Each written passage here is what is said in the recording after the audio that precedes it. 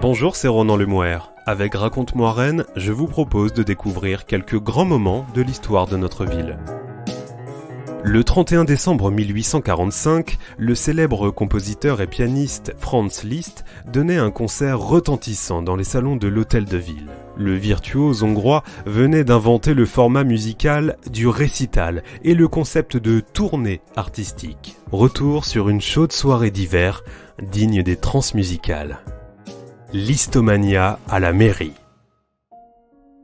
Des messieurs en chapeau haut de forme, on ne peut plus enthousiastes. Des dames dans leurs plus belles toilettes, les yeux étincelants. Classique, le tableau semble fidèle à son époque, le 19e siècle.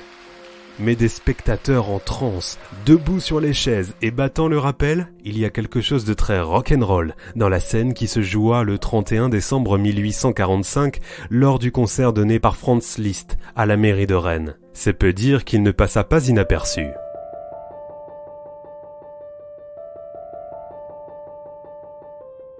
Franz Liszt à Rennes. L'affiche a quelque chose de si improbable qu'un show de James Brown, le dieu du funk, au parc des Gailleuls, c'était en 1981. Ou qu'une gigantesque rave party organisée dans la salle Omnisport avec les pionniers d'Underground Resistance en hors d'œuvre et The Orb en cerise sur le gâteau techno, c'était en 1992. Un événement, donc. Le public présent dans les salons de l'Hôtel de Ville pouvait rétrospectivement dire « J'y étais », convaincu d'avoir assisté à un point d'orgue dans l'histoire de la musique classique. Le visionnaire Franz Liszt venait en effet de leur montrer à quoi ressemblerait le son du futur. Franz Liszt, difficile de faire court tant la liste des faits d'art du compositeur est longue. Disons que l'on considère le Hongrois né en 1811 comme le père de la technique pianistique moderne et du concert récital. Les journalistes ont fait de lui le prophète de l'œuvre d'art de l'avenir. Féconde et diverse, son œuvre a inspiré plusieurs courants majeurs de la musique moderne, de l'impressionnisme au folklore, en passant par la musique de film ou le dodécaphonisme sériel.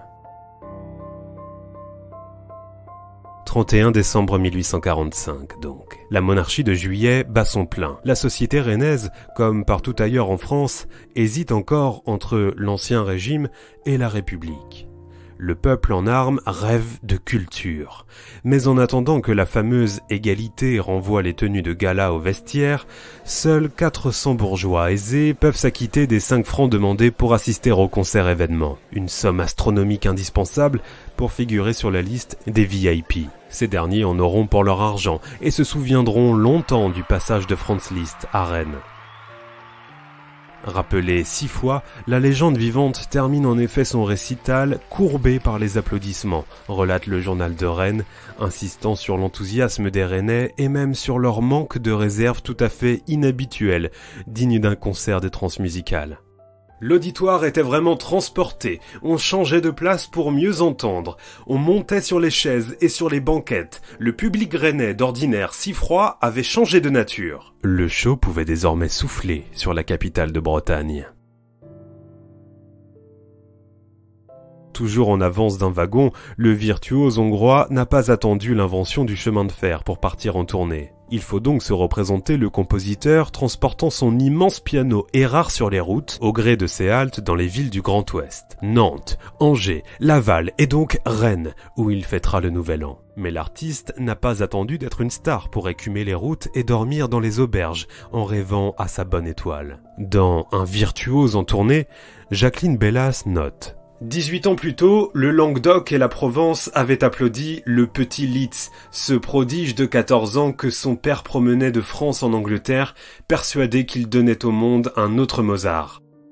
En 1845, le petit garçon est devenu une légende vivante, et le spectateur ne manque pas de saluer le roi des pianistes comme il se doit à chaque concert. On dit du phénomène qu'il tue les pianos sous lui et fait perdre la tête aux femmes. Comment l'artiste évite-t-il le surmenage? Toujours sur les routes, voyageant dans les conditions peu confortables de l'époque et en chaise de poste pour gagner du temps, Franz Liszt semble en effet infatigable.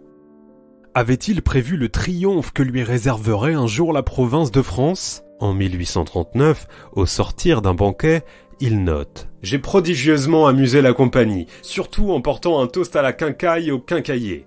Décidément, je crois que j'aurai un énorme succès en province. » Extraverti, quand son ami Frédéric Chopin cultive le repli sur lui-même, Franz Liszt est un insatiable charmeur revendiquant une totale liberté d'innover. Un artiste moderne affranchi des conventions, capable surtout de s'adapter aux attentes de son auditoire.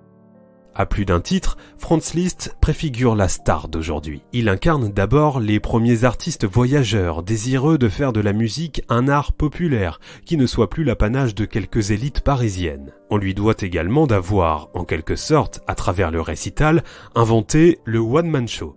Au centre se montrait seul un énorme piano à queue. Un piano, un pianiste, 8 morceaux, et voilà un concert, jubile le journal de Rennes. Car, à Rennes, à cette époque, on ne joue jamais une œuvre dans son ensemble. Les concerts ressemblent à un joyeux bazar où les artistes se succèdent sur scène, dessinant un patchwork de genre aussi baroque que bariolé. Pour son concert rennais, le musicien progressiste a donc concocté un programme riche en transcriptions dans lequel figurent Chopin, Rossini ou encore Weber. Au menu également quelques fantaisies sur des airs d'opéra. Liszt vise juste avec son ouverture de Guillaume Tell avant de lâcher complètement les chevaux sur le grand galop chromatique final. De facture classique, une telle sélection peut surprendre tant le répertoire du compositeur semble par ailleurs original. Mais Franz veut toucher le grand public, c'est pourquoi il décide de reprendre les tubes de l'époque. Ce dernier le lui rend bien, touché par la qualité et la virtuosité de l'interprétation et subjugué par cet homme qui, seul avec son instrument, peut faire autant de bruit qu'un orchestre. Un vrai show à la Johnny Hallyday, conclut Marie-Claire Mussat, auteure du précieux Musique et société à Rennes au XVIIIe et XIXe siècle. En 2011, l'Opéra de Rennes et le pianiste François Dumont profitaient du bicentenaire de la naissance de Franz Liszt pour rejouer le concert rennais à la note près. Si la mode vestimentaire avait fait sa révolution depuis longtemps, la musique du génie Magyar n'avait quant à elle pas pris une ride. Un concert d'anthologie donc, que l'opéra a immortalisé. Vous l'avez peut-être remarqué, sous les arcades de l'opéra, une plaque commémorative grave dans le marbre le souvenir de ce concert hors norme. Listomania à la mairie, un récit écrit par Jean-Baptiste Gandon. C'était Ronan Lemouer, à bientôt pour un nouvel épisode de Raconte-moi Rennes.